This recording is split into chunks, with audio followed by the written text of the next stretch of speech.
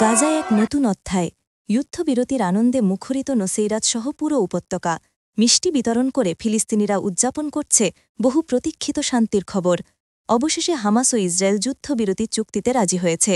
সমঝোতা অনুযায়ী গাজায় সংঘাত বন্ধের পাশাপাশি দুই পক্ষ বন্দি বিনিময় করবে এবং ইসরায়েল নির্দিষ্ট এলাকা পর্যন্ত সেনা প্রত্যাহার করবে। মিশরের শার্ম আল শেখে চলমান আলোচনা তৃতীয় দিনে এই সিদ্ধান্তে পৌঁছায় উভয় পক্ষ। যুক্তরাষ্ট্র, কাতার, মিশর ও তুরস্কের মধ্যস্থতায় আলোচনাটি এগিয়ে চলে।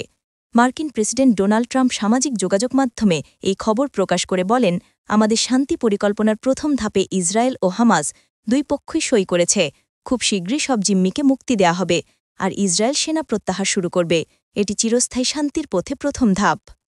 ইসরায়েলি সরকারের মুখপাত্র জানিয়েছেন, যুদ্ধবিরতির অনুমোদন মন্ত্রিসভায় পাশ হলেই ২৪ ঘণ্টার মধ্যে এটি কার্যকর হবে।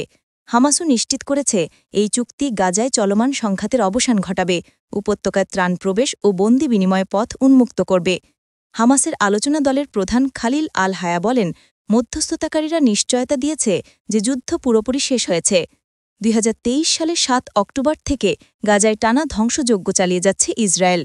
এ সময়ের মধ্যে মাত্র ২ দফায় অল্প সময়ের জন্য যুদ্ধবিরতি হয়েছিল। বাকি সময়ে হামলায় প্রাণ হারিয়েছেন ৬৭,০০০-এরও বেশি ফিলিস্তিনি, আহত হয়েছেন প্রায় ১,৭০,০০০ মানুষ।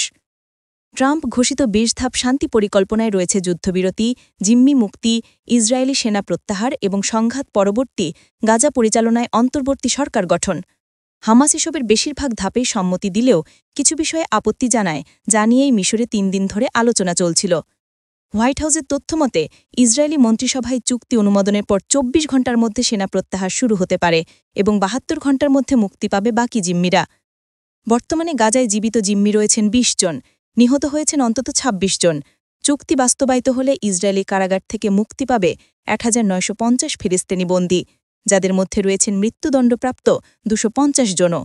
যুদ্ধবিরতির খবরে স্বস্তির নিঃশ্বাস ফেলেছেন গাজার মানুষ। রাস্তায় নেমে তারা উল্লাস প্রকাশ করেছেন, আল্লাহর কাছে শুকরিয়া জানিয়েছেন।